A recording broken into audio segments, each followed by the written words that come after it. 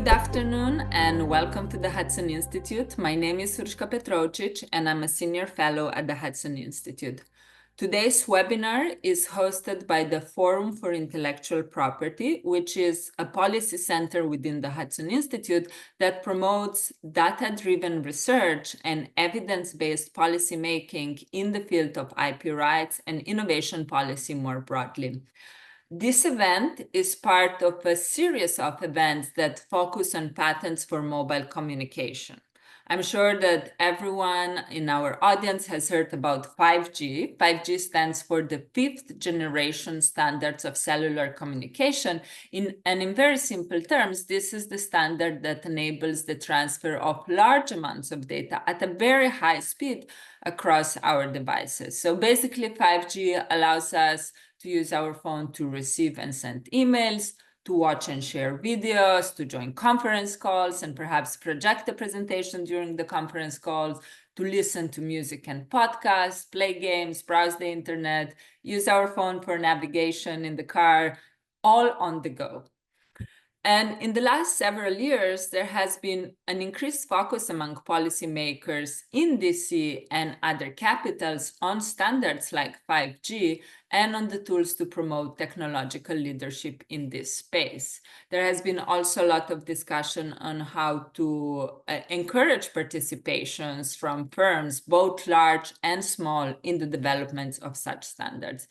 And to learn more about the role that patents have in this debate, we have with us a very prominent panel of speakers from some of the leading patent offices in the world. We have with us, in alphabetical order, Michael Froelich, Director of Patent Developments and IP Lab at the European Patent Office; Chris Hannon, Senior Patent Attorney at the Office of Policy and International Affairs at the US Patent and Trademark Office; and we have Jamie Lewis, Head of Standard Essential Patents, IP and Competition Policy at the UK Intellectual Property Office. Thank you everyone for being here. So let me start with a very broad question for everyone. As just mentioned, over the last years, we have seen an increased interest among governments across the world in technological leadership in key standards, with standards for advanced mobile communication, such as 5G, being a clear example. Why does technological leadership in mobile communication matter in the first place? What is the role that, in your view, intellectual property rights play or should play in this discussion about technological leadership? And what is the role that patent offices have or should have in this policy debate? Chris, do you want to start? Sure, thank you, Ishka, and hello to all my colleagues here. But I think it's a great question because really the scope of why it matters, right? Technological leadership in critical and emerging technologies like mobile communications expands from national security, supply chain resilience, to economic competitiveness, I think, just to name a few. And so as part of the Department of Commerce, right, so the USPTO is most squarely focused on, I think, the economic impacts that has on technological leadership. And so our mission here at the USPTO is actually statutorily defined, right? Our core mission, of course, is to timely grant and issue patents and register trademark rights. But complementary to that, and among other things, the USPTO advises the president through the Secretary of Commerce on national and certain international intellectual property policy issues. And so these critical and emerging technologies are going to necessarily, I think, be protected by patent rights, right? Because that right there is an obvious link for patent offices to weigh in on this. And these IP policy issues are going to be bound up in standardization of these technical interoperability protocols, because especially those that operate on FRAND or RAND licensing principles. And I think this necessarily makes sense in the sense that these are standards development organizations, right? They're not standard setting organizations. So that's maybe a weedy distinction, but I think one that matters in this space, because this is not about someone just saying, oh, that technology that's just lying dormant over there, let's set that as the standard. Rather, it's about some of the most sophisticated R&D operations in the world get together. They figure out what is a next generation technology, And then they put it out there to compete in a standards body, often amongst their global rivals. And one of those is going to sort of be adopted as the literal standard for that technology. So if you don't have patent rights available in those scenarios for CETs, then I think that just leaves these technologies open, free for the taking for anyone that wants to use it. And that's counterbalanced by the fact that these R&D firms that are standing up these technologies, they don't necessarily get their technology rolled up in the standard. So, just that right there alone, right, the patent rights that are being contributed to a standard is one hook that I think makes us patent offices very interested in this matter. But there's a lot of other regulatory issues that I think that underscore how complex this space is, right? When we think about competition law interests, the contractual layer that SDOs have with their members and third-party beneficiaries respective to that contract. So we're working across the whole of government here in the US with our counterparts that cover those complementary legal frameworks.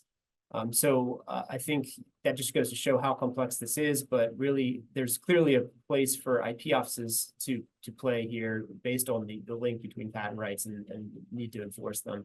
But I'll be curious to hear from my colleagues. Thank you. Jamie, would you like to go next? Thank you very much. Thank you for the opportunity to speak today as well. I think, Chris helpfully covers off the interlink between IP and standardization. So I don't need to dwell on that. I think I would certainly agree with what Chris says, and it's a really helpful observations that he's just made. But what I would do, I focus on sort of our thoughts from the UK government's perspective on this particular area of interest, leadership, mobile telecommunications, etc. So I think it's important for us to consider this as a priority. Our priority is to accelerate innovation and productivity through world-class science, research and development. This is a particular area of interest for us because the government recently set its 5 critical technology areas. One of those critical technology areas for the UK includes future telecoms. And this will then focus on the evolutions of infrastructure, digitized data and communications. So really, really is important for the UK, and we have a new government who have set those priorities as well.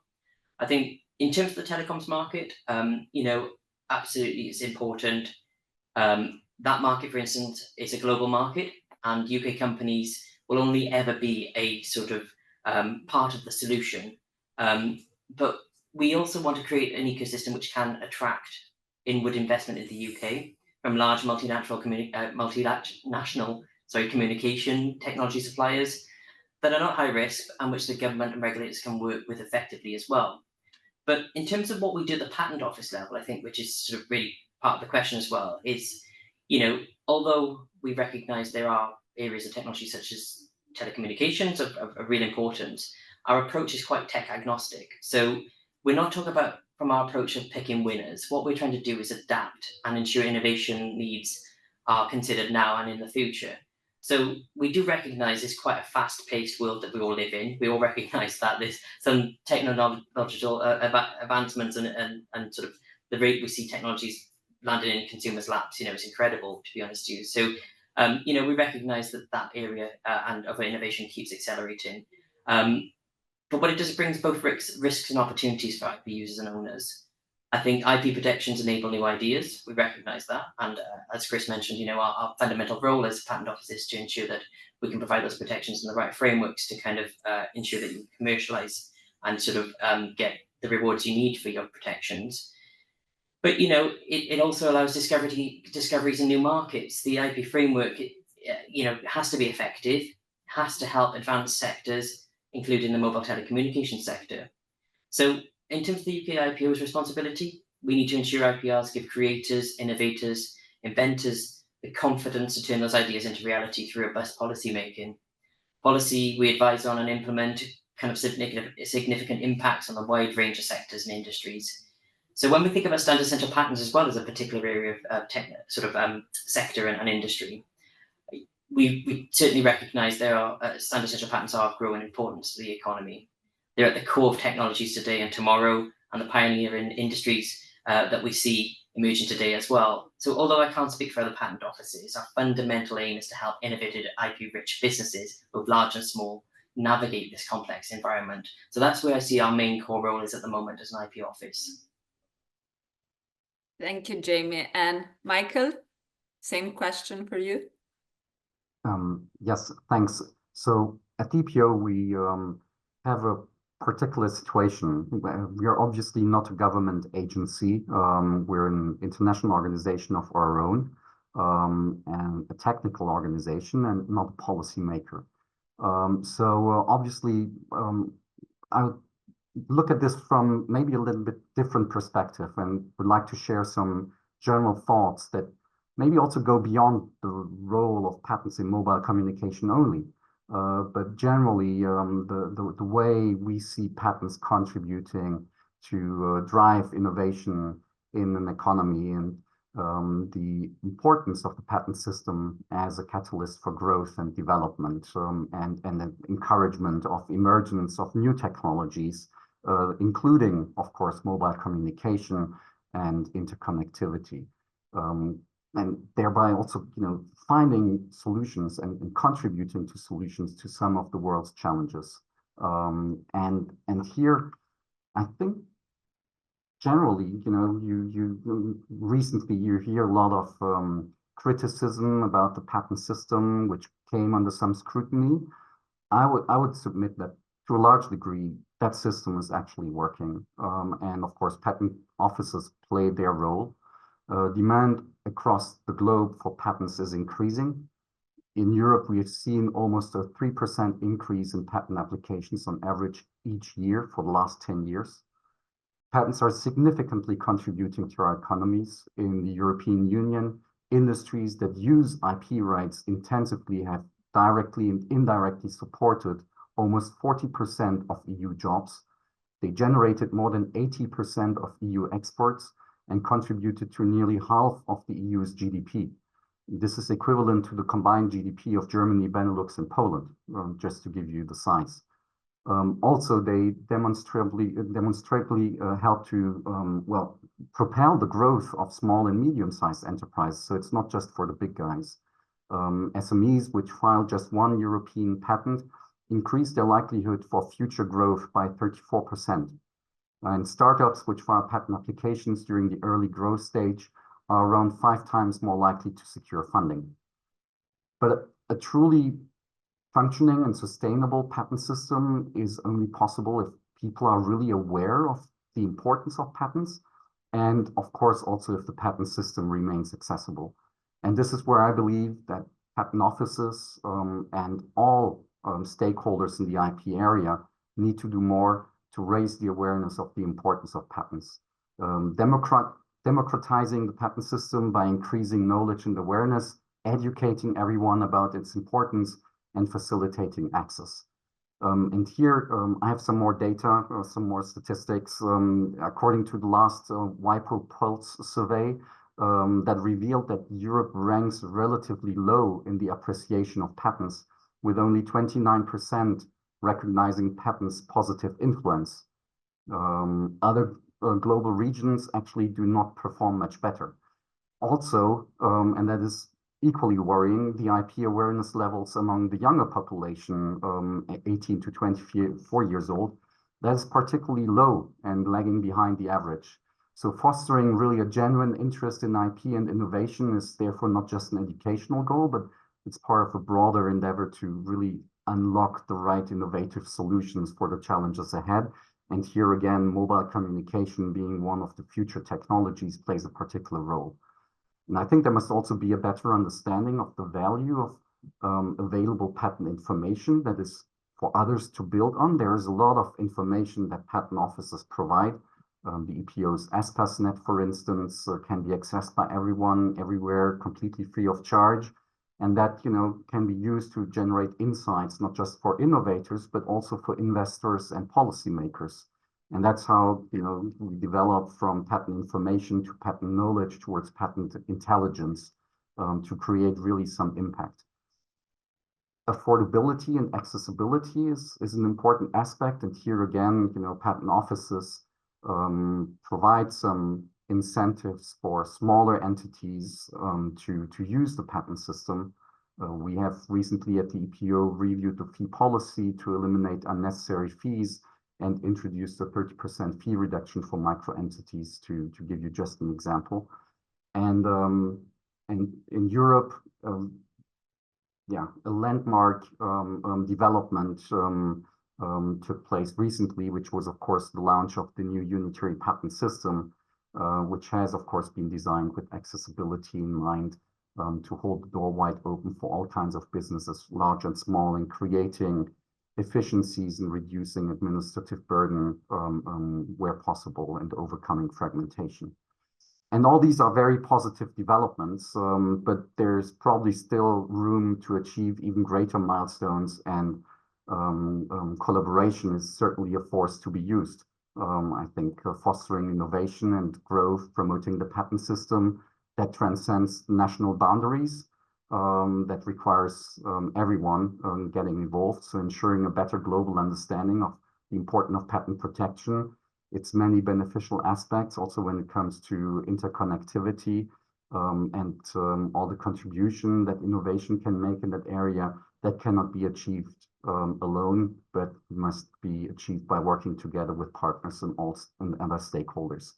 So I think we're doing a lot, but it's a joint task and responsibility of all of us, not just all patent offices, but all IP professionals, to continue to explain the importance of patent protection for technical progress, its importance for technological leadership as well, and to highlight the impact the patent system makes in helping to address some of the challenges of our time.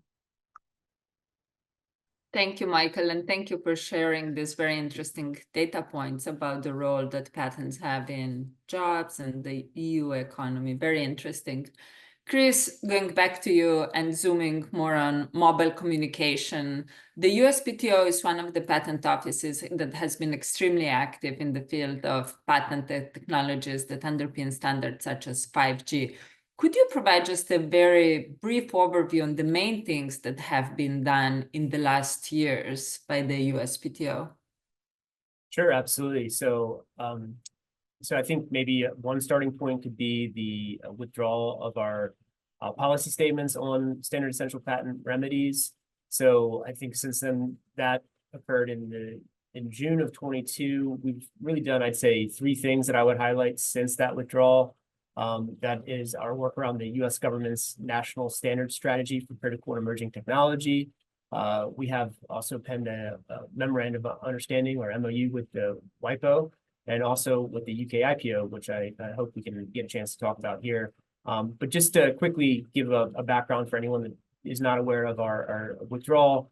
So like I said, in June of 22, Patent Office here at the USPTO, along with our colleagues at the Department of Justice Antitrust Division and the National Institute of Standards and Technology, NIST, we all basically put our heads together and decided to not go forward with another replacement policy statement. This work was sort of spurred by the administration that promulgated an executive order in 2021 that asked our agencies to reconsider the 2019 statement. So we actually went forward with a draft that never came into force, but also solicited public feedback on that period. And based on leadership at each of our agencies that was sort of newly sworn in under this administration, we came to the decision that if we keep putting out policy statements, they're ripe for misinterpretation. They're just not the most helpful tool. So we took the opportunity to withdraw from that statement generally. So there is no replacement statement. But I think it's important to clarify that just because we withdrew the 2019 statement, that is not to be understood as the USPTO and our fellow agencies here across the US government are somehow removing ourselves from SEP policy matters. And I think the next three points I'll make sort of underscore that fact. We remain very much engaged, and like consistent with Michael's point about the need to collaborate. And I think that's paramount importance, especially in this space, because there's so much going on around the world right now on standards and how patents relate to that. So the first thing I'll mention is our national standard strategy on critical emerging technology.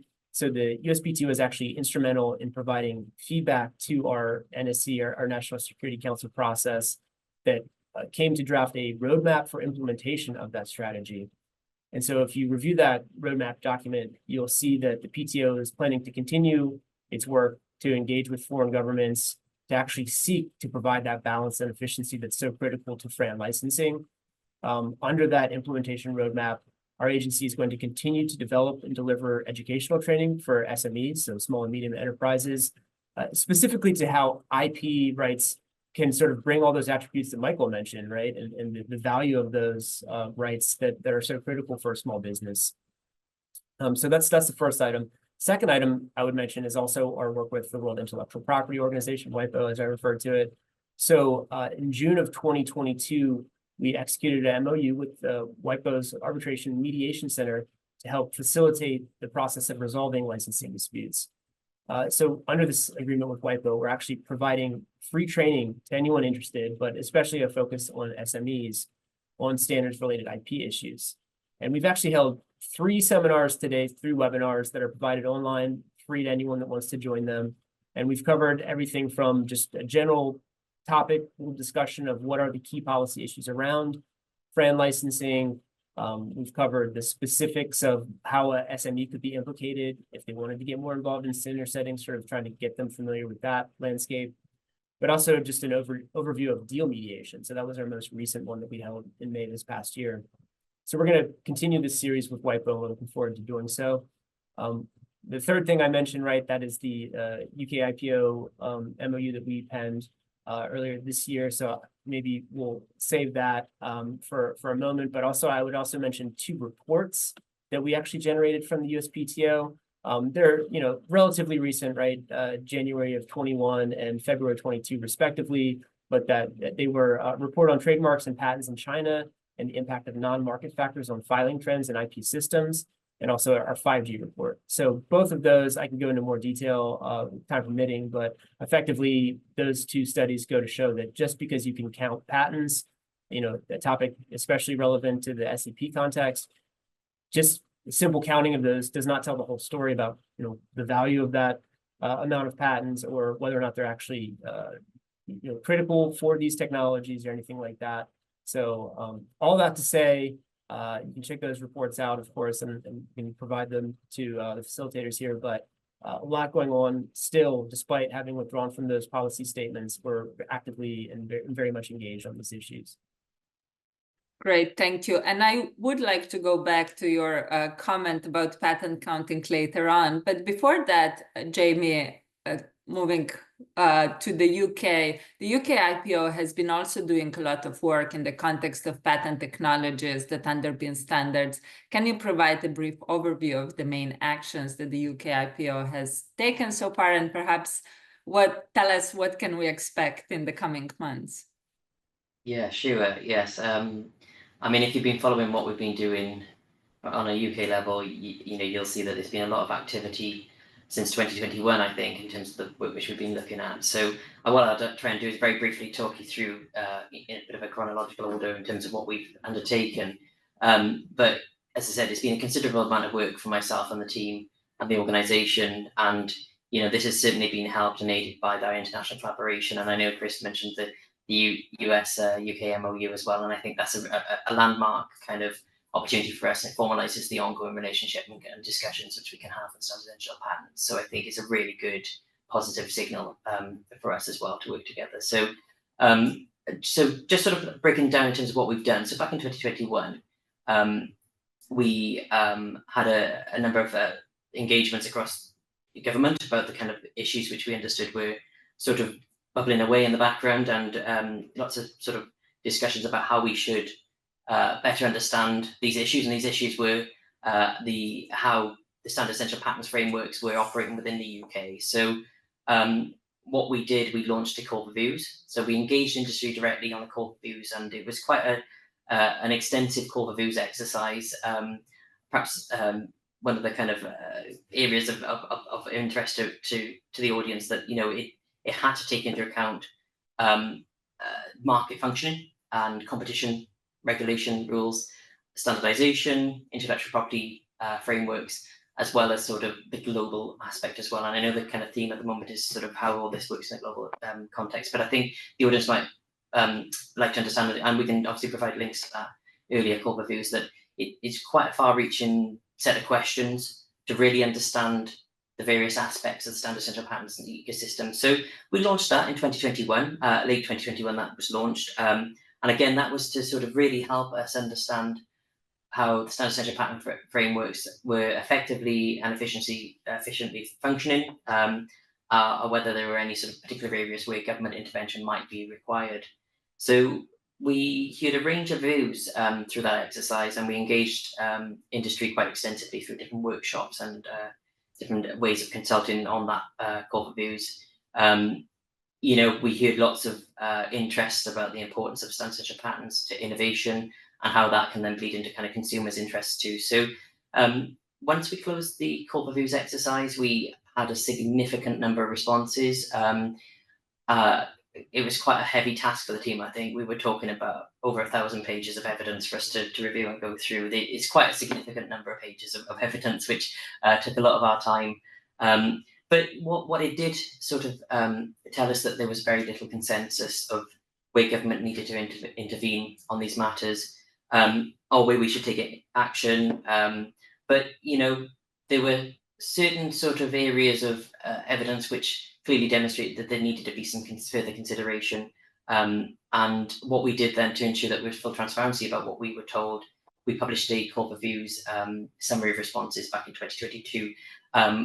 Although it was sort of a summary of responses, I think at 106 pages in length, it was quite a long summary of responses. But I think, you know, we did that to ensure that all those areas I mentioned before about kind of competition market functioning, the global standardization approach and IP frameworks, we took that time to break down a summary of responses to cover all those particular areas of interest and really give a sense and a view of what we were being told by industry and the various sort of actors in this space. So even though we published that report, we did recognise there were also a number of significant areas of evidence gaps, and what we needed to do was really think, how would we fill those gaps? What do we need to do to sort of better understand certain aspects of the ecosystem? One of the areas of gap of evidence was around the impact on smaller businesses. So the impact of standardization and access and utilization of standard essential patents for smaller businesses.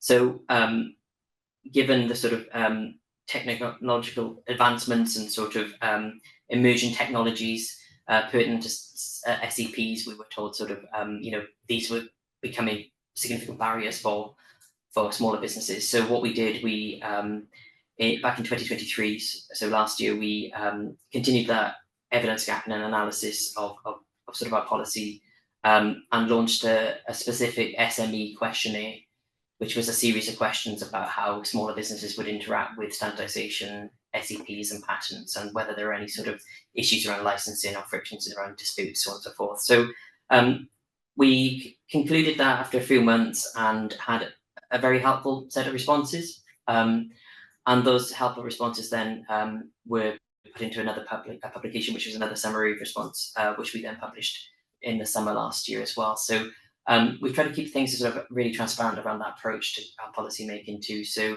we've made sure that what we received in terms of evidence, we provided a summary of those results, and given it was a questionnaire, we've managed to break it down into sort of themes and so on and so forth for people to follow. So again, I can provide the facilitators of this the links as necessary as well to that information.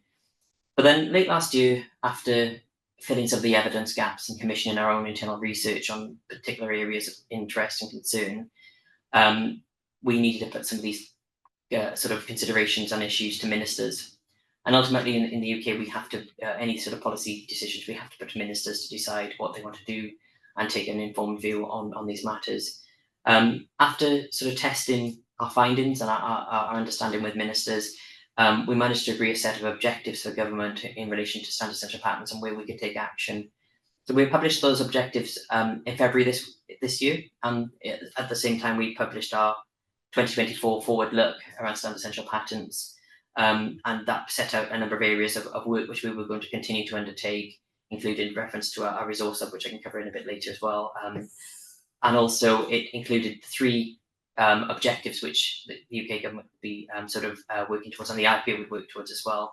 And those included, firstly, helping implementers, especially SMEs, navigate and better understand standard essential patents ecosystem and fair, reasonable and non-discriminatory license and FRAND licensing ecosystem. We also have an objective to improve transparency in the ecosystem, both on pricing and essentiality. And also the third objective then was achieving greater efficiency in dispute resolution, including arbitration and mediation.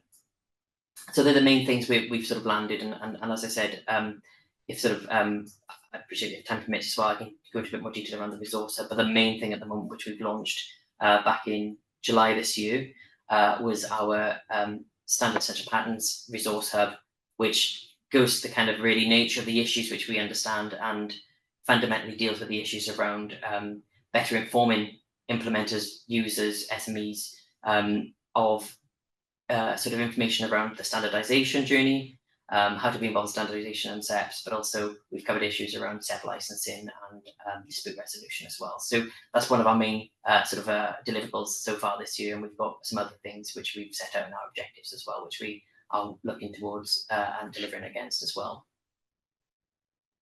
Great, thank you for the summary. A lot is going on. Just a quick follow-up question. Well, we heard on many occasions the UK IPO has emphasized when talking about issues related to standard essential patents that it will opt for non-regulatory solutions in this space. Can you explain why is it so? Why has the UK IPO opted for non-regulatory solution instead of a regulation? I think it goes to the evidence. As I said, we have to start somewhere, and I think, you know, focus is where evidence suggests it's a clear need for intervention, and if that is about better informing users of IP and those who potentially want to be involved with standardization, I think that, you know, that's a clear, obvious action for us. So it doesn't need regulation to inform and educate businesses and individuals. So I think, you know, what we decided on that actually what we should focus to begin with is on the introduction of a one-of-a-kind sort of standard central patents resource hub, which, as I mentioned just now, would include a number of key areas of information and guidance related to standardization process, related to the kind of standard central patent licensing, but also if things go wrong and disputes arise or disagreements arise with licensing, we provide a bit of guidance and information around that. And like I said, that doesn't need regulation, but it's a really helpful start, I think, if you think about what Michael was saying earlier as well about the need to educate on patents. And I think that's absolutely right. What he's saying is so spot on, and that's why we recognise the fact that what we need to do in the standard central patent space from the UK's perspective is educate our users, educate those who potentially are the SEP holders of the future, or you know, need to interoperability within innovations and want to implement standards into their innovations too. So I think we needed to start somewhere, and that's where we've started. We've looked at what we can do to educate and inform people, and you know, there will be a period of evaluation about that too, how well and how far that has helped the ecosystem and the challenges which we understand people face. The main challenge, I'm sorry, I should have said, the main challenge there is information asymmetry as well. So something which the resource hub tries to do is look at how we inform parties to the table, basically the licensor or licensee, ensuring that they understand why the licensor would have more information or better access to information over and above the implementer, and how they go about conducting those kind of negotiations to ask for the information, you know, to bring level up perhaps the information challenge we have. You know, information asymmetry is not only about providing information and sort of leveling that, but I think it's part of the action which we recognise as well. And some of the other areas of non-regulatory work relates to, and something which we put in our forward look earlier this year, but relates to our approach to international collaboration. And this loops back around to what Chris mentioned earlier about the kind of international collaboration between us and the US and you know, our patent offices as well. But you know, international collaboration and sort of driving it forward, enhanced engagement on standard essential patents and SDO work, so on and so forth, doesn't need regulation either. That is something as patent officers we should do as good practice, basically. So sharing initiatives, discussing our policy developments, and you know, respectively updating one another where we can find as well opportunities for mutual collaboration. So I think, you know, that's another area where we recognise doesn't require regulation, but it needs to be something we continue to do, because from our perspective, I think, you know, it's very difficult to make policy in isolation. We talk about global standards, we talk about global markets and licensing. the key thing for us is to ensure that if we are to intervene in any way or take action in any way, we need to understand what the rest of the world is doing. And we're here to ensure we support our businesses, our innovators, and if our innovators are global and they operate within global markets, we do need to make sure that we do better inform our policy making at a global level. So, I think there is plenty for us to do without having to regulate at this stage. But I think, if we look at the 3 objectives I mentioned to you just now, and I think, this is subject to how we think about what is a proportionate response to those objectives, there may well be a need, subject to what ministers want to do. We've got a new government, and we need to think about the priorities of government as well. There may well need to be a need to perhaps regulate in certain ways. But I think if there's any regulation, it has to be proportionate to the issue. It also has to be signed off and agreed by ministers. And it has to support government's objectives. And particularly, as I mentioned earlier, there's a number of critical technologies which the government is trying to sort of ensure it focuses on. We've got our main objective around kickstarting the economy again. So it's sort of these particular areas we need to think about how, if we were to regulate, how they would support those priorities for government.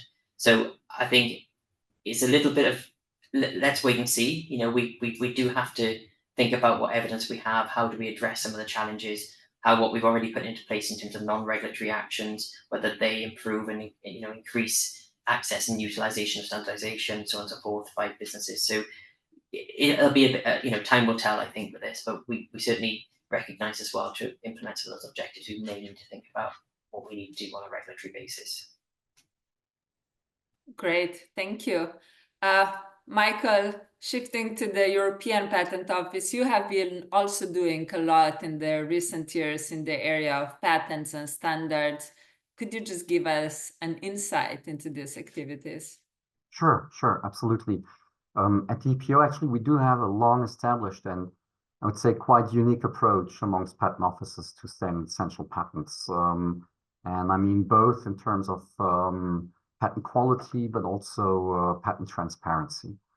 Indeed, I think we've been leading in our long-standing cooperation with standard development organizations. The EPO has invested considerable resources in obtaining access to standards development documentation since 2 decades, with the aim to really optimize patent quality in relevant technical areas. So standards documentation represents an important part of our non-patent literature collection at the EPO, and over 5 million standards-related documents are currently available to our patent examiners, and that number is increasing constantly. Examiners who are trained to use this documentation for prior art searches. And this includes not just published standards, but more importantly, SDO members' contributions, drafts, and minutes of SDO meetings, which can include relevant information for the patent grant procedure. And these documents originate from dozens of SDOs with whom we have agreements, including big ones, 3GPP, ETSI, of course, ITUT or IEEE, but also smaller SDOs or fora, such as the DVB project or the ORAN Alliance. Also worth a mention is that we have extended this practice to some Asian SDOs, accessing their documentation too and making it accessible to our examiners. To give you an idea of the relevance and the extent of the use of that documentation by our examiners, let me give you some numbers. So citations of standards documents have increased by over 2/3 in the last 10 years. And we have now an average of 20 to 25,000 standards documents being cited in EPO search reports per year. And in key technical fields such as wireless technology or digital video coding, compression containing standards documents, we have over 60% of search reports that really contain these documents that are relevant to the grant process.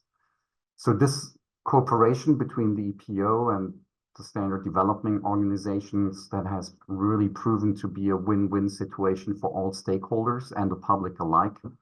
There was an external study. According to that study, this policy of the EPO has been leading to around 10% fewer patent grants in these technical areas, contributing to improving quality and legal certainty for all involved. But the EPO's approach is also unique in its contribution to enhancing patent transparency surrounding standard essential patents. The databases of two major standard development organizations, namely ETSI and the ITUT, both link with the EPO's patent information services, such as ESPASnet, thereby enabling standards participants and the public to easily access relevant patent information of the declared SEPs and associated patent family members. And this includes, amongst other things, not just the patent family member information, but also information on the legal status of a particular patent that has been declared essential to ETSI or ITUT. It also covers features such as the global dossier, which would then give you access to the aggregate file record data of all IP5 family members in a single location. So really powerful patent information that is available, which is provided through this linkage of the ETSI IPR database and the IPR database of ITUT with patent information at the EPO. In addition, for the unitary patent, we have been tasked by the European Union to receive and register licensing commitments in standardization bodies. In other words, the registration of FRAND declarations in the Register for Unitary Patent Protection. And you can find this in Article 9, litera C of the EU regulation on the creation of unitary patent protection, so Regulation 1257 of 2012, which entrusts the EPO with the registration of these licensing commitments as far as unitary patents are concerned. Last but not least, let me also mention that the EPO's Observatory's biannual work plan includes a project on standards and patents that will be carried out in 2025. It will involve the creation of a completely new data set and a study using citations from patents to standards generated during the patent grant process. The resulting data set will contain patent-cited standard document pairs together with information on the cited standards. So, for instance, the standard name, document type, SDO name, working group, author name, etc. So that data set will really provide a unique window into the relationship between patents and standards. And it will be released as a new product from the EPO for the public, for external users to use, and also for policymakers to inform themselves. And there will be accompanying study that goes along with the release of this data set. The study will describe the data set and will serve as an accompanying guide how to use it, also for researchers, what can be done with the data, and describe, possible uses of the data, and also provide some stilized facts. So there's a lot that we've been doing, a lot that's still going on, and on which we're working on.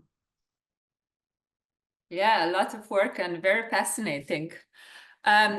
Just going back to the comment that Jamie was saying, why the UK IPO has opted for non-regulatory intervention. In the European Union, we have seen a very different approach. The European Commission last year proposed the adoption of a very expansive regulation on standard essential patents. And as you mentioned earlier, the European Patent Organization, including the EPO, it's not a government agency of the European Union. It's an international organization, but this is something that you have been following very closely. Could you provide just a brief overview for our audience on what is the regulation that has been proposed? What are the main features? Help us understand what is the stage of this regulation, and perhaps share your views on what has been proposed? I can give it a try, of course. As you said, the European Patent Organization is not bound to the European Union. It's an organization of its own. But yeah, having followed this, I can try to summarize this as much as I can. So yes, indeed, last year, the European Commission proposed a regulation on standard essential patents as one part of the bundle of so-called harmonized EU patent rules that also includes proposals on compulsory licensing and supplementary protection certificates. Although the proposal has attracted a lot of criticism by various stakeholders, the regulation has been adopted by the European Parliament in February of this year. It's now pending with the Council of the European Union, and it seems, as things stand, that the current Hungarian EU presidency will not be dealing with the dossier due to other priorities, so that the matter will probably not be discussed in the Council before beginning of next year when Poland takes over the EU presidency. The regulation's aim is to facilitate SEP licensing through enhanced transparency and by creating alternative dispute resolution mechanisms for setting friend terms and conditions. It envisages a rather comprehensive revision of the existing framework for SEPs and foresees a number of measures that I will try to summarize now as follows. There's first an establishment of a competence center at the EU Intellectual Property Office, the EU IPO, which is currently responsible for managing the EU trademarks, the registered community designs, and the EU's geographical indications. That competence center at the EU IPO will administer databases, a register for SCPs, and procedures for carrying out essentiality checks and friend determinations. According to the regulation, SEP holders would be required to register their standard essential patents, and they would not be able to enforce their SEPs prior to the date of such registration. The UIPO Competence Center would conduct mandatory but non-binding essentiality checks on registered SEPs. The results would be published in the register. The methodology for carrying out these checks or the number of checks that has not yet been clarified, but the regulation envisions more or less two possibilities. All SCPs checked for essentiality or just a sample of all SCPs being checked. The lack of an essentiality check would not preclude licensing negotiations or any court or administrative procedure in relation to an SCP. Furthermore, the regulation would establish a procedure to be administered by the UIPO's Competence Center to help SCP holders and implementers to agree on a friend license, a so-called conciliation procedure. That procedure would, however, be required for an SCP holder to enforce that patent in court. So it would be a mandatory procedure to be carried out before the SCP holder or an implementer can actually go to court. And last but not least, the SCP regulation would introduce a process for determining aggregate friend royalty rates, and holders of SCPs or implementers could ask conciliators to participate in the process and provide also non-binding opinions on aggregate royalties. That's in a nutshell, but very briefly only. I think on all these measures there could be more to be said. What the regulation foresees, what we know from discussions with numerous stakeholders and also some of our member states. The EPO has 39 member states, including all 27 EU member states. So from discussions with all these stakeholders, our applicants and member states, there seem to be a lot of questions about the necessity and proportionality of the proposed measures, as well as their cost and complexity. For example, is it really necessary to impose measures that would delay access to justice, which some consider to be even in breach of the TRIPS agreement and fundamental rights? There are serious concerns that have been expressed in this regard, notably by eminent European IP judges, which, in my personal view, should not be ignored. Doubts also being expressed about the effectiveness and feasibility of the measures, and the possible negative drawbacks on the European patent system and its effective functioning. For instance, an aspect that seems to be of concern to many is that the regulation relies on a large number of available experts, but it's not at all clear where these experts are supposed to come from. Also preventing parties from going to courts in the EU and making SEP enforcement against unwilling licensees difficult may not necessarily lead to the desired amicable resolution of disputes, but maybe only to a shift of the battleground in litigation outside of the European Union. So it seems that there is an obvious need for more analysis and for more dialogue also with stakeholders, which will require more time. And in this context, I think it's worth noting that the Commission has in the meantime also published a call for tenders on selected aspects of implementation of the SEP proposal. And I understand that this tender is about to be awarded. So we will know more about that upcoming study, looking into some more analysis and hopefully also dialogue with stakeholders. And it seems also from the timing that I've mentioned before that there is now also more time to engage in this dialogue and further reflection about the necessity and proportionality of some of the proposed measures. Thank you, Michael. Yeah, very complex regulation and a lot to unpack here. I know that we are running out of time, but I just have a couple of follow-up questions. Maybe the first one for Jamie. You have been emphasizing, the evidence that you have collected and how you are basing your action on those evidence. Has the UK IPO considered the adoption of essentiality checks like the one that Michael just described that have been proposed in the EU? I mean, it's a good question, and I think we've heard from industry that they have concerns around whether the rate being offered is FRAND and whether the patent that is being declared is as essential is truly essential. And I think that has led to one of our objectives to actually overcome, which really looks at how we address and improve transparency around essentiality.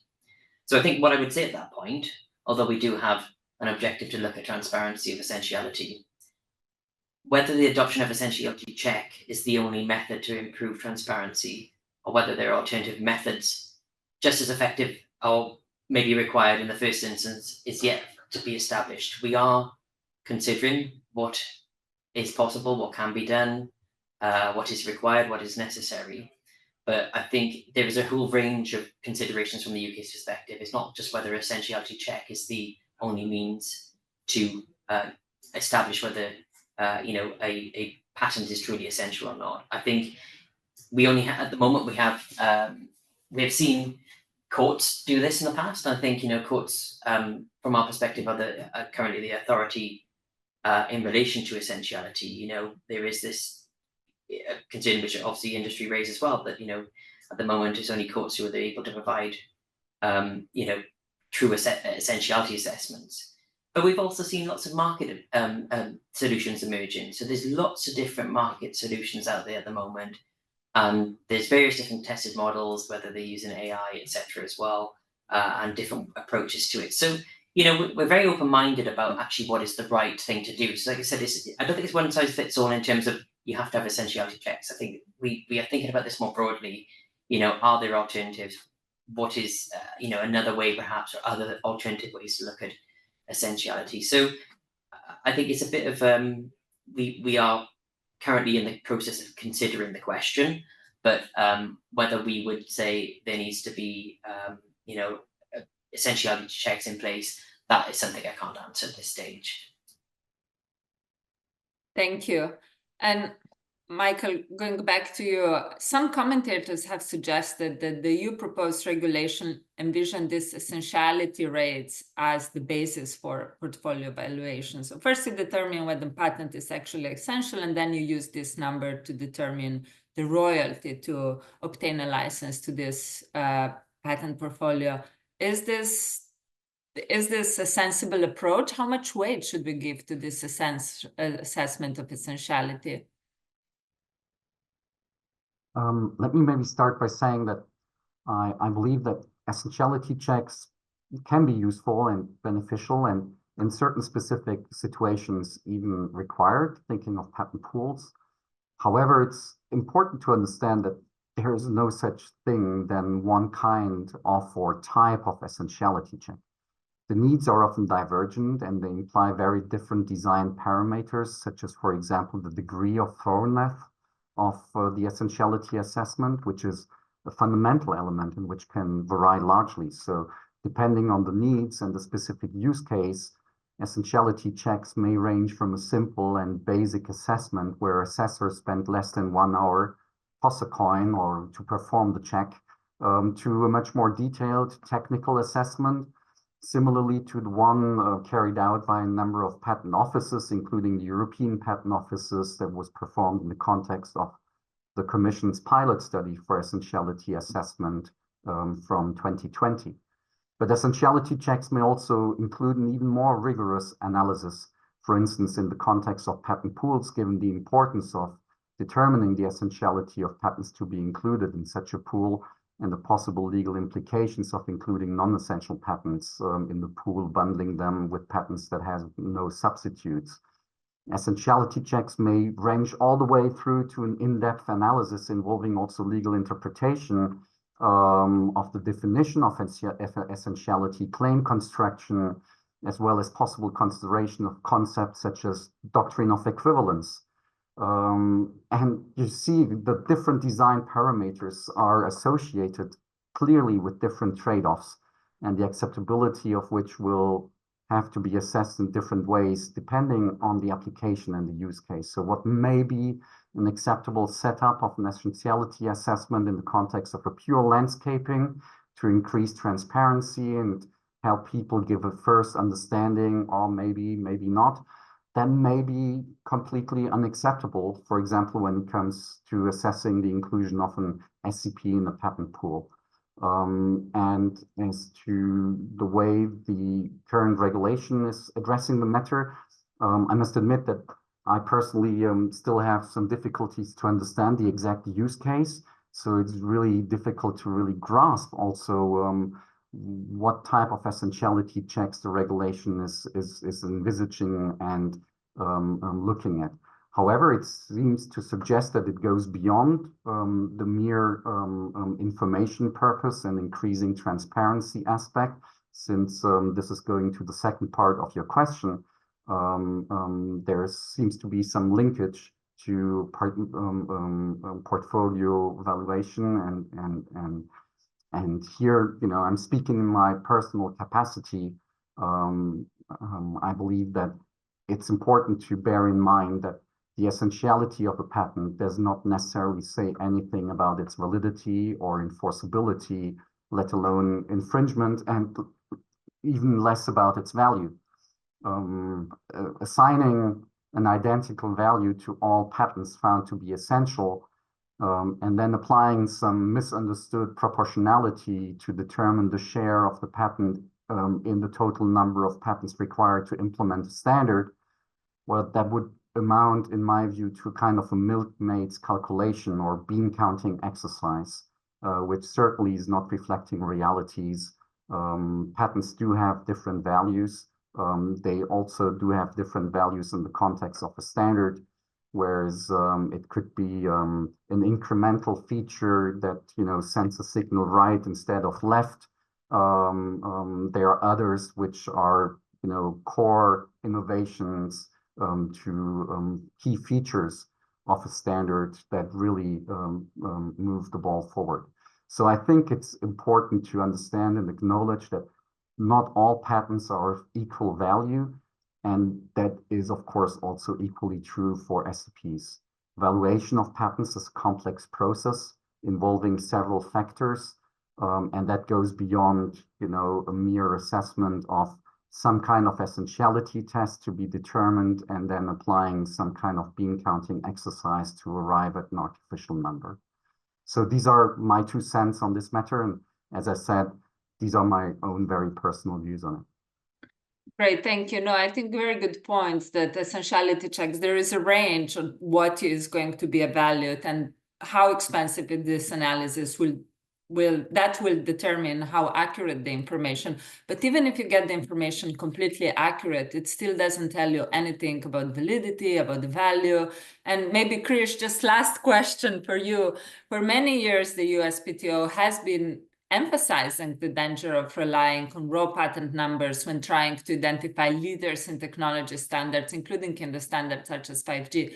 So could you just explain in very simple terms to conclude why counting the number of patents that a company has is not a good approach to assess technological leadership, to assess the value of a patent portfolio, and what can be done instead? No, it's an excellent question, Erskine. I think it flows nicely from Michael's points. And I think that goes to the reports that I mentioned previously, because we've always seen this sort of dynamic where there'll be these media reports, blogs, or whatever that say, you know, company so-and-so is actually winning the 5G race because they have the most patents, right? And so we would see that claim over and over again, and we really wanted to dig in on it to most objectively understand it, right? And counsel policymakers as to why just a simple counting exercise may not actually be the best way to assess sort of technological competitiveness. And so, you know, when we start to think about it, it's really the definitions become so important, right? Because first of all, what is a 5G patent, right? Where has it been filed? You know, to what extent is it valuable, right? Whatever that means. And we sort of looked at a couple of ways to determine value when we broke it down in our 5G study that I mentioned. And that was largely, we looked at certain jurisdictions. So apologies to Jamie, but we looked at the EPO, the USPTO, and the JPO as sort of a proxy for if a company is filing in each of those three jurisdictions, likely their technology that they're seeking protection for is somewhat valuable, else you wouldn't go through the costs and hurdles of actually procuring patent rights in those jurisdictions. So that was one sort of data point that we utilized to sort of figure out, you know, how do you figure out which patents are the most valuable? Now, another sort of building off Michael's point about, you know, not all technologies are created equal, right? There's optional aspects of standards. So when it comes to a really groundbreaking technology, it's going to be, for 5G at least, when we looked at it, there are certain cooperative patent classification, CPC categories, which is effectively a way of assisting examiners in understanding where to search for the prior technologies. We found that there was really just, you know, over and over again, there was like these 4 key CPC categories that came up over and over again. So we also coupled that geographical assessment with the technological assessment, but then we went further and sort of pulled from the economic literature about certain attributes of patents that are perhaps more telling of a patent's value, and that could be based on the number of citations. So like if going forward, a lot of folks are citing that one patent application, it's probably a really seminal patent application or technological development that accrued from that patent. So we wanted to sort of assess based on those economic, or I guess economists agreed attributes of value that are bound up in a patent, whatever it may be. So ultimately looking at that, you know, it became very clear to us that just because you have the most patents, you know, building off Michael's point, not all those patents are created equal when it comes to assessing a monetary value to them, or even technological importance, if you want to go further than that.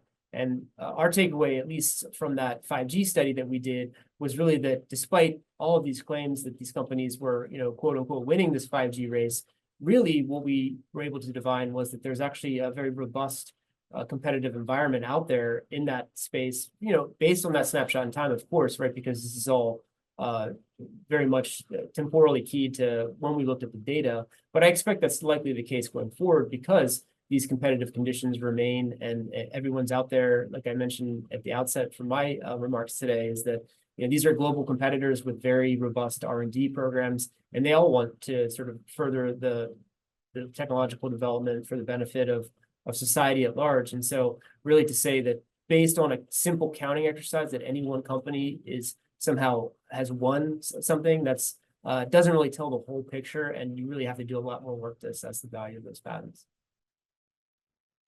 Yeah, thank you. It says, I always tell my kids, you cannot just count the money in your wallet. You really need to look at the value of the money. And it's like counting will not tell you what toy you can buy. You have to look a little bit at the value of these bills.